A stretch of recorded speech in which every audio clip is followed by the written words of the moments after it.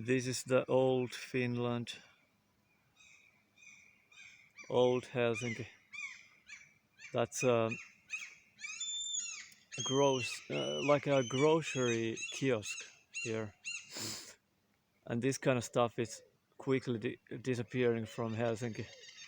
Helsinki is being modernized, but this is still. I know. I was standing here just vibing for the sunrise, and that dove. I didn't know there was a dove. It was totally silent, but it started singing as I started speaking. That's why I laughed. Anyway, so here is a kind of an old school across the road. It's summer. It's been quite a cold night, like maybe 10 to 12 degrees Celsius. I've been up all night, been walking. Didn't want to stay indoors for various reasons.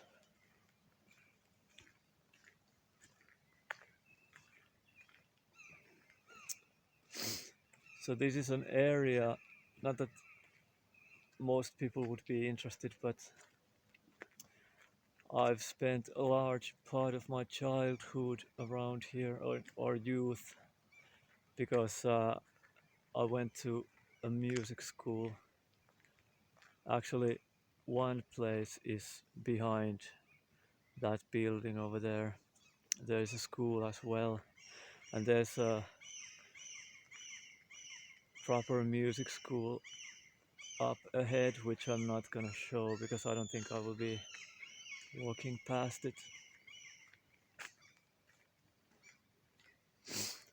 It's actually, I'm looking at the screen and it's quite dark. It's actually, at least my eyes are adapted to the light. It's more light outside here, but it's July. Is it like 7th? And it's about 4 o'clock in the morning. Let's go from here maybe. Yeah, and this is the school. There is a, it looks like a river with like branching lanes or whatever you call it. But it's not a river, it's ocean water. But it's quite a long, kind of like a very narrow waterway that goes behind here, and there are a couple of boat piers as well. Actually, let's go from here. Oh, that's a young seagull we have here. These grow pretty big pretty fast, but this is still kind of small. They grow to be as big as chickens, like big chickens. The biggest ones, I mean. We have a little BMX route here. I recorded some videos with non-duality as a theme, but this seems to be more of a archiving, like a history type stuff, or tourism type stuff for people who haven't been to Finland, to the old Finland. So kind of archiving this. So there are a couple of, this is a karaoke place, and then there's something else too. It's like a pub kind of a place. And around this water tower, which is behind these buildings here, further away, it's gigantic. Around that, there's like a, for whatever reason, I don't know. It's kind of cool, but I don't know. I mean, Helsinki is a small city, and this takes a large part of it. There's like a Japanese theme parks and stuff. It's nothing spectacular, but there's some kind of a club that has set it up. I've been to Japan And I have nothing against Japan, but I'd like the local culture to be preserved, though. But I'm not criticizing it as such. It's already kind of part of the area.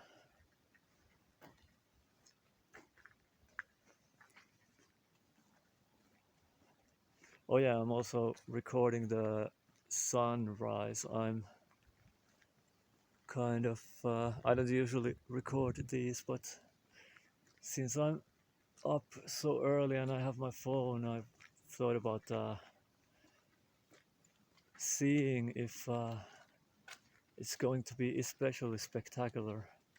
Sometimes it is, because the clouds are, there have been some massive cumulus, so cool, like kilometers and kilometers tall, massive cumulus formations, sometimes very unusual looking cumulus formations.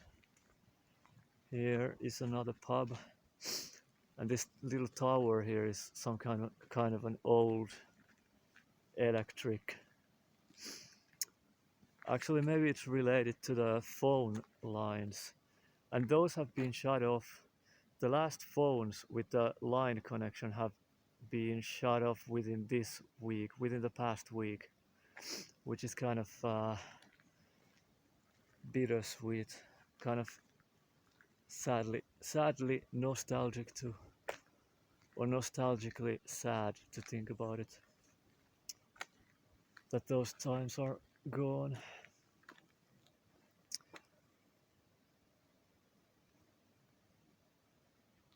We have some, or there is some Ghibli themed art on the walls over there. They look like like very near to the Ghibli style artwork, if you know the movies.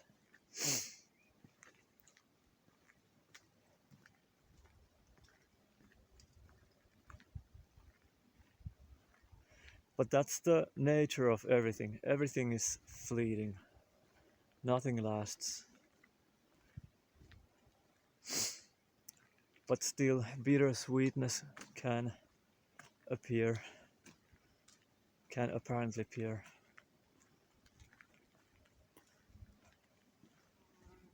But there is basically nothing anyone can think of or point out with words as an object or as an event or as a person or a situation.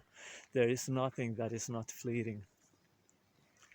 Everything is transient and actually without any solid lasting substance, and is also empty of any self nature or empty of any independent existence. In a way, everything, like it might sometimes be said that, but it's not correct, but it might be said that everything is connected to everything else, but there aren't all the things. That already implies separation. There aren't separate things that are actually connected to each other. It's one, but even that is not totally correct. It's not even one, because to say that everything is one implies that there is already some nowhere separate from this one that can point out the one as one, and that is not possible. The words that are talking about the one, apparently right now, for example, are nothing except the one, the hypothetical one. So there is not the one, quote unquote, the one. But sometimes it's also apparently pointed out that it's not two, meaning not separation, no separation, no separate subject, no separate object, no real separate subject, no real separate object. One reality without being the kind of a one reality that could be pointed out as one reality, because the pointing would imply separation where there isn't any, and the separation would be a subject pointing an object, pointing out an object, and the object would be the one. But how is there anything outside of this one? There cannot be anything outside of this one pointing out at it. The pointing out at it is actually just the one appearing, or this, not two, let's say, appearing as a concept of the one. There is no one, there is no the one, there's just a concept talking about the one. And concepts are nothing tangible, and they're not anything real. They're just ideas. And what are ideas? They're nothing tangible. It's like, what is an idea? I have no idea. I have no idea what is an idea. I guess these feet are walking towards the music school where I've spent my childhood. Not like every day, but I went there like once a week, maybe twice a week. Yeah, twice a week at least. And later on I went to a jazz school somewhere else. As an adult, young adult, or like later, early adulthood.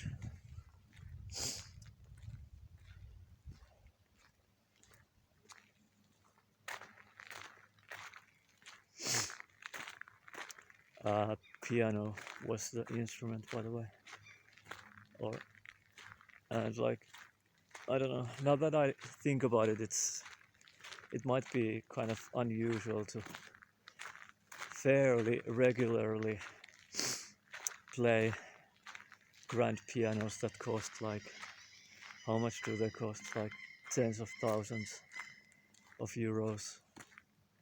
Some of them cost close to 100,000 euros Steinway. That was just like semi-normal. For some reason, I don't know. That just has appeared to happen, apparently. But that too is just transient stuff. I haven't played grand pianos in a long time. So those times are over. So they're fleeting too.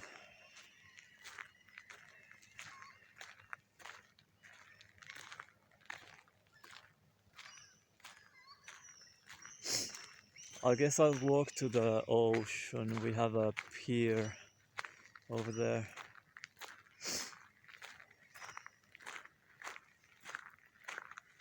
At the end of this path. It's nice in the morning because there aren't many people, so one can walk in peace.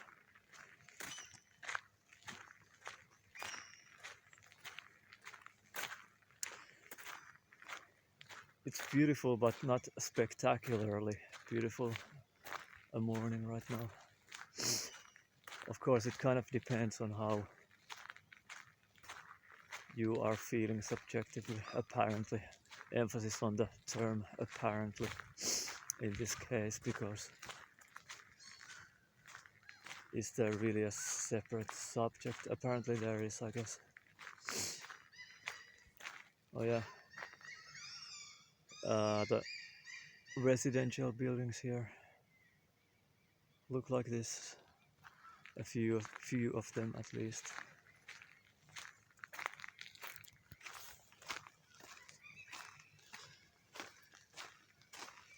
So I could bring in, not that there is anyone bringing in anything, but non-duality. Oh, I like this tree, by the way, that's cool. I haven't paid attention to this one. And this is silver, is it willow? In Finnish this is paju, hopeapaju. Silver, especially by the next month these leaves are really shiny and silvery. But I'm not totally sure is it if it's a willow or what is the English name? Silver willow or something. And hare, aka is it a rabbit or what is the correct name?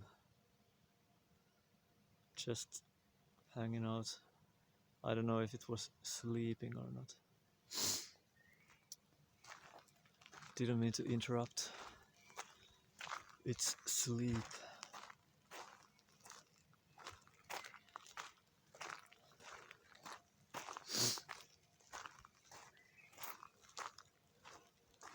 So is there a self or is there not a self?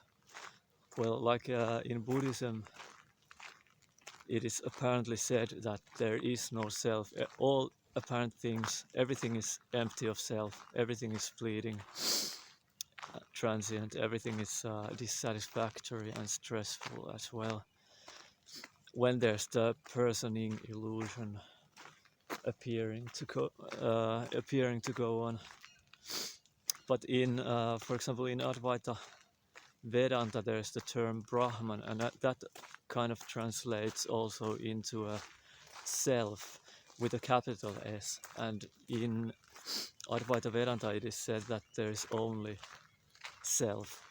Everything is only self, and there is no non-self.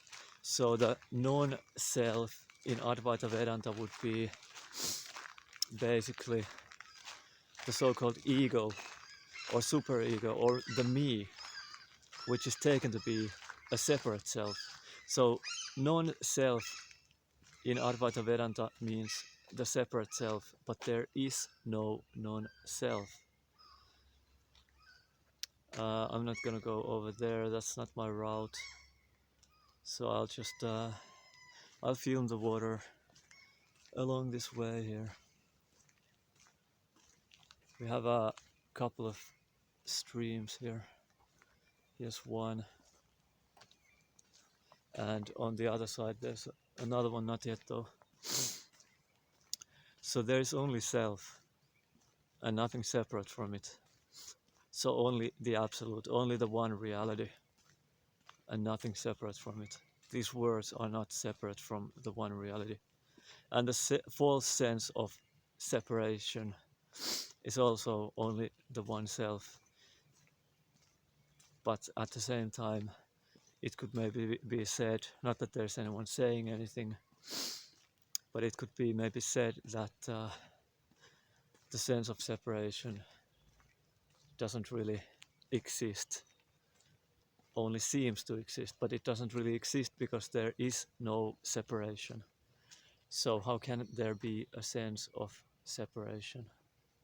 There can be a sense of something if that something exists. But separation doesn't exist even though it appears to, and even though there appears to be a sense of separation. But that sense of separation is actually false. And that is the non-self that the Advaita Vedanta speaks to or points to as not existing. So the so-called ego, so-called super ego, so-called me and my person or me person in space-time with a history, real history and real presence as a separate point in the body, controlling the body maybe. That doesn't exist.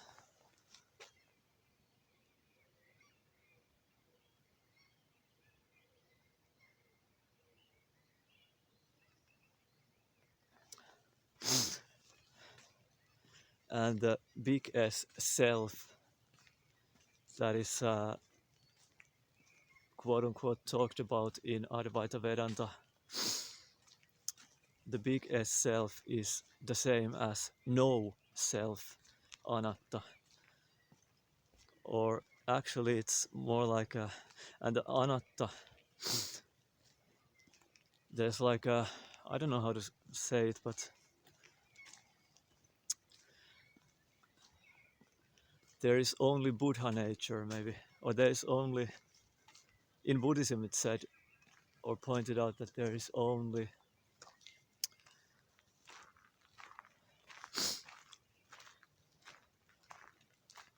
I don't know what they say, I don't remember, but there is talk about Adi Buddha, Samantabhadra, Rigpa,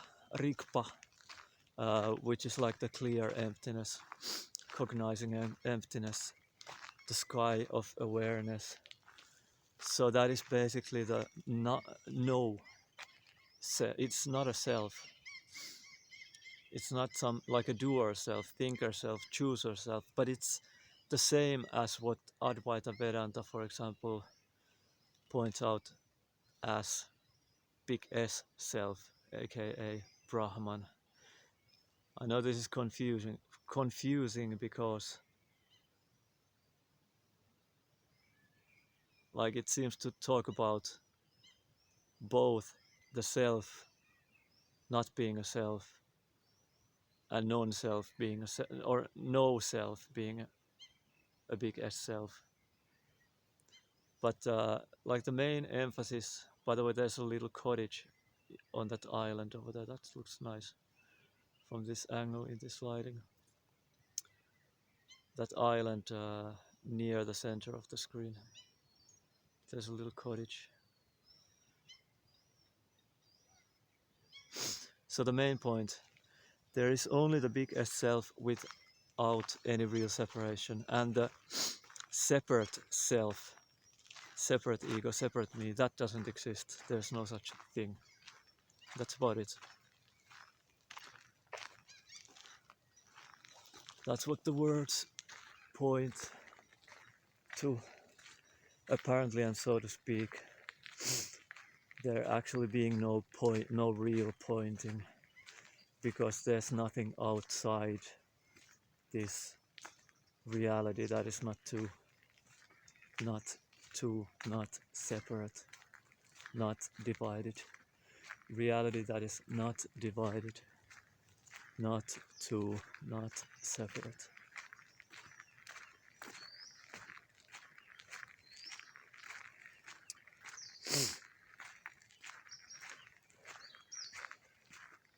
And from that highly ungraspable topic, back to the mundane, because the so-called mundane is not actually mundane, nor is it divine, because it's not something separate. The divine would be a concept, the mundane would be a concept, and the so-called mundane is nothing other than the absolute. So, like there's the saying, form is emptiness, emptiness is form. What the heck is this?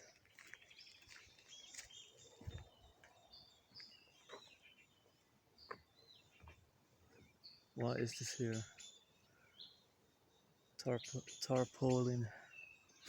Oh, there's a lot of fish. I don't know if the camera can capture this. They're trying to move upstream, but they're kind of blocked.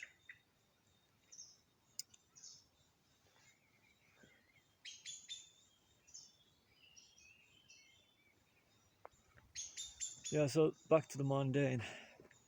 Not that there was any or is any forth and back, only in imagination. Imagination not being anything separate. So this body was quite sick yesterday and today.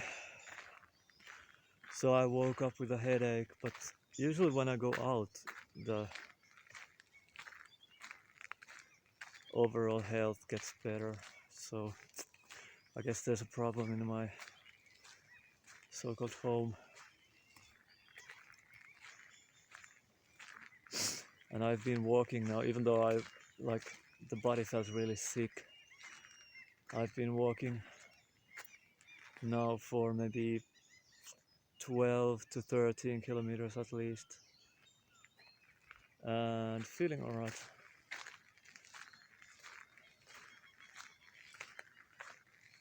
Been eating quite a lot along the way, which is quite necessary when moving a lot, of course. Eating and drinking. I've tried to eat a lot of salads, like a very varied salad, or like how do you say it? Like every time I've taken salads, I've tried to take a little bit of everything to get the most varied, healthy diet. I don't know if it has helped overall with the health, but maybe. There are some really good the salad bars in Helsinki at least like the salad kiosks in the like self-serving kiosks in the grocery stores are very good usually, very good, very good in the sense that the people who have chosen the items in there, they seem to know what types of foods are like the healthiest possible foods almost that one can eat. So that's super nice. They're not the cheapest or the most inexpensive things to eat, but still it's better to, although better and worse is relative, but health-wise it seems to be better to eat like that, which I've tried to follow. I mean, diet-wise.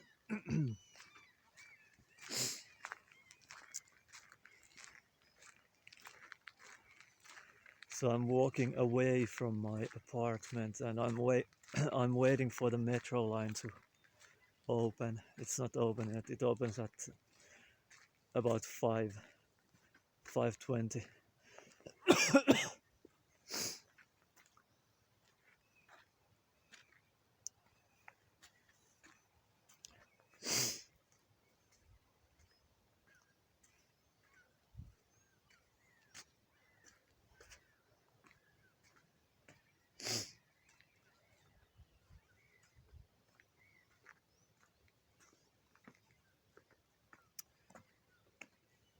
Yeah, I can't keep the horizon straight when I don't look at the screen. So sorry about that. And I'm also pointing. I know the rule of thirds and also the golden grid, golden sections, but I need to point the horizon in the middle at times so that the camera focuses at this, because the focusing point is at the center. So that's why I'm not usually composing these. The composition is off. It's boringly at the center.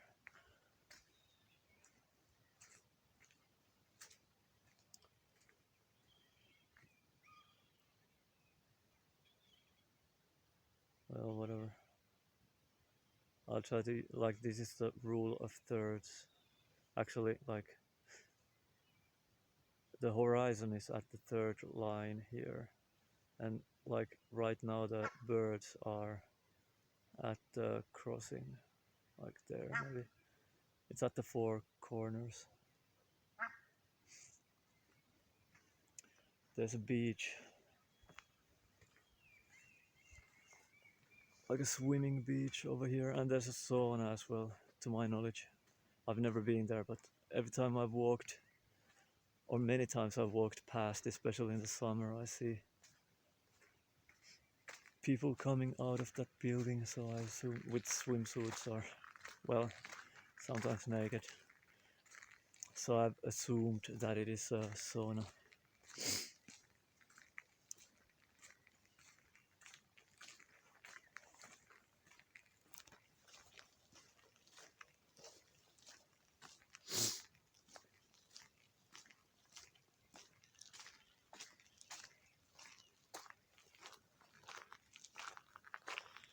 Oh yeah, also, oh, we have a freaking,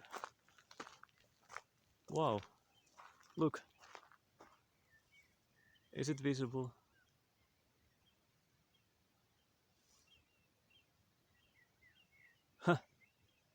I was not expecting I was not expecting to see a rainbow at this time in the morning.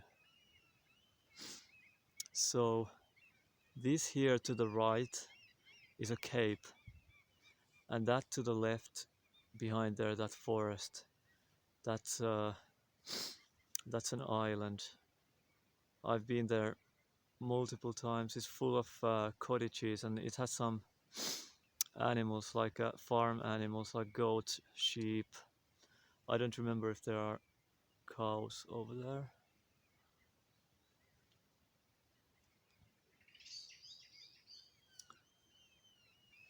I don't see the screen properly, but I hope the rainbow is visible.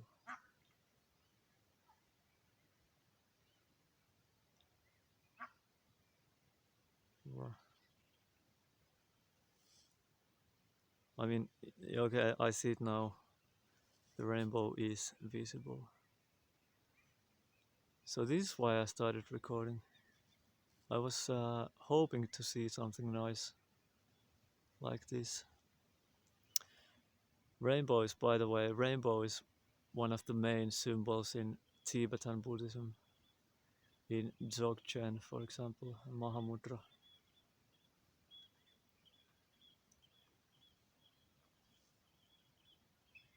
Sorry about the focusing, I cannot help it. It's the camera. And even if I lock the focusing, it doesn't stay. So I have a... When I bought this Motorola, it was unused, but it was already a couple of years old. And I got it for like 50 euros or something. Which not too bad for the time when I bought it.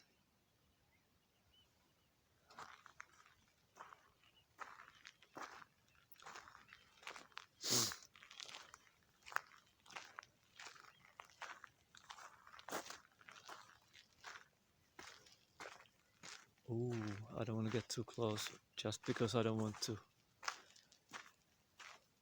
wake this up. They're just sleeping. Maybe I should go from